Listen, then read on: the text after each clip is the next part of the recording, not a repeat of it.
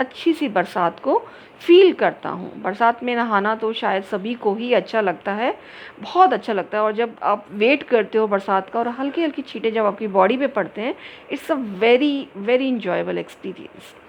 तो Lencho wanted to have that kind of experience. And when he returned, he exclaimed. Exclaim means it's a cry out suddenly in a surprise or strong emotion or pain. When you have some kind of emotion, you speak with some kind of emotion, whether of pain or happiness or sadness, whatever it is, exclaim. That is called exclaimed. When he returned, he exclaimed, "These aren't air raindrops falling from the sky, they are new coins." Like he was so happy that he compared the raindrops with the coins. He said, "These are not raindrops, but these are coins. The big drops are 10-cent pieces, and the little ones are 5. The big drops of rain are equal to 10-cent pieces. 10-cent pieces, cent is a currency of Latin America. In that area, this is cent is the currency. So the big drops are equal to 10-cent pieces and little ones are 5-cent pieces." He compared the drops to coins. So you can imagine how important the rain was for Lencho. With a satisfied expression, he regarded the field of ripe corn with his flowers. He was so satisfied कि उसको इतना अच्छा लगा, उसने जो field of ripe corn था उसके flowers के साथ पूरे उसको ऐसा लगा जैसे कि वो रेन के कर्टन्स में लिपट गए हैं। ड्रेप मीन्स कवर्ड, ड्रेपिंग्स, यो आपके घर में जो कर्टन्स होते हैं उनको भी ड्रेपिंग्स कहा जाता है। But suddenly a strong wind began to blow. एकदम बहुत तेज़ हवा चली, एकदम अच्छी सी बारिश आ रही है लेकिन तभी एक बहुत तेज़ हवा चली। And along with the rain very large hailstones began to fall. Hailstones, you all know, hailstones यार ओले, बड़े बड़े बर्फ़ के ओले, इनको ओले भी बोलते हैं, गड़े भी बोलते हैं। तो आपने यू मस्ट हैव सीन, बड़े बड़े जब मतलब दैट आई स्नो की फॉर्म में गिरते हैं तो they are called hailstones. These truly did resemble new silver coins. ऐसे लग रहा था जैसे सिल्वर कॉइन गिर रहे हैं। The boy exposing themselves to rain ran out to collect the frozen pearls. These rain big hailstones are compared to frozen pearls. Pearls होते हैं मोती, जमे हुए मोती। ऐसा लग रहा है मोती, जैसे मोती गिर रहे हैं आसमान से, और बड़े सुंदर लग रहे थे। तो उसके जो बच्चे थे, बड़े लड़के थे, वो भागकर चले गए उनको पकड़ने के लिए। हिल स्टोन सभी को बहुत अच्छे लगते हैं और कभी कभी तो वो एक जगह जब कलेक्ट हो जाते हैं, it gives a very beautiful appearance.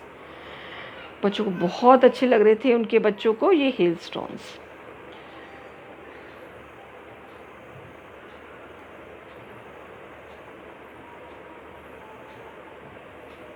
Now it's really getting bad now, exclaimed the man.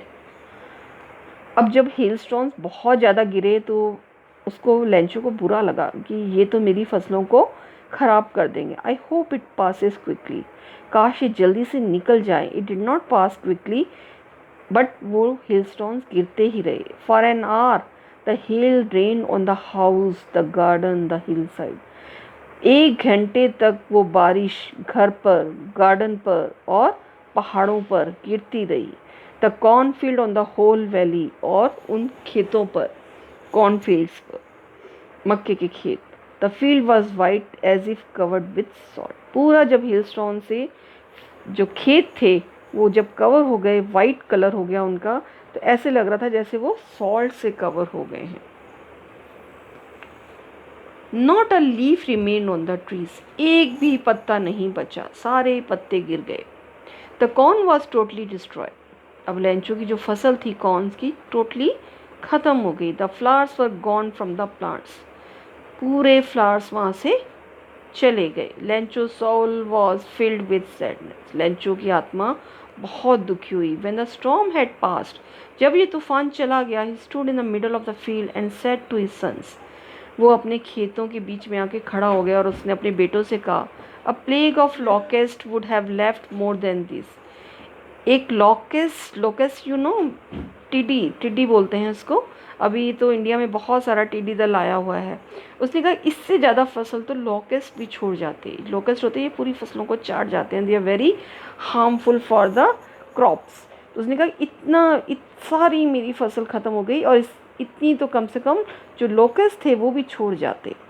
The hail has left nothing, इस हेल ने तो कुछ भी नहीं छोड़ा है।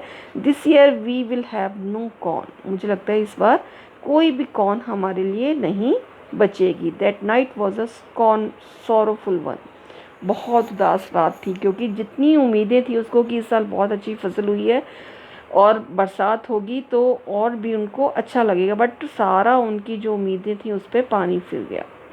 हेल स्टॉर्म ने पूरी फसलों को ख़राब कर दिया। All our work for nothing, हमने जितनी मेहनत की थी सब बेकार हो गई। There is no one who can help us, we all go hungry this year.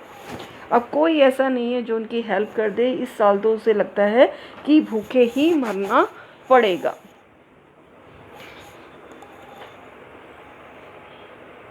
Plague is destructively numerous in flow or multiplication of a harmful animal infestation. Plague is actually a kind of disease, and it is also a pandemic, and it is believed that it is caused by rats.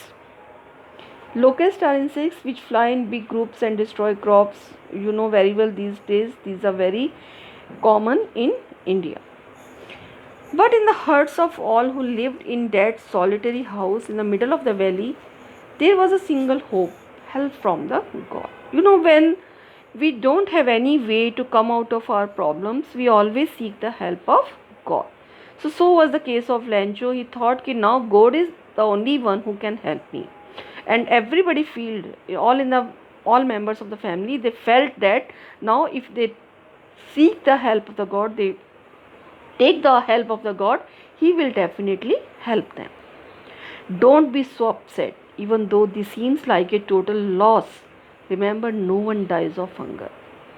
That's why they say no one dies of hunger. फिर उनको अपना वो confidence build करते हैं family और कहते हैं हम अपसेट नहीं होंगे, चाहे हमारा सब कुछ ख़त्म हो गया, टोटल लॉस हो गया, लेकिन हम फिर भी भूखे नहीं मरेंगे। That's why they say no one dies of hunger. इसलिए फिर से कहते हैं कि नहीं हम लोग भूखे नहीं मरेंगे।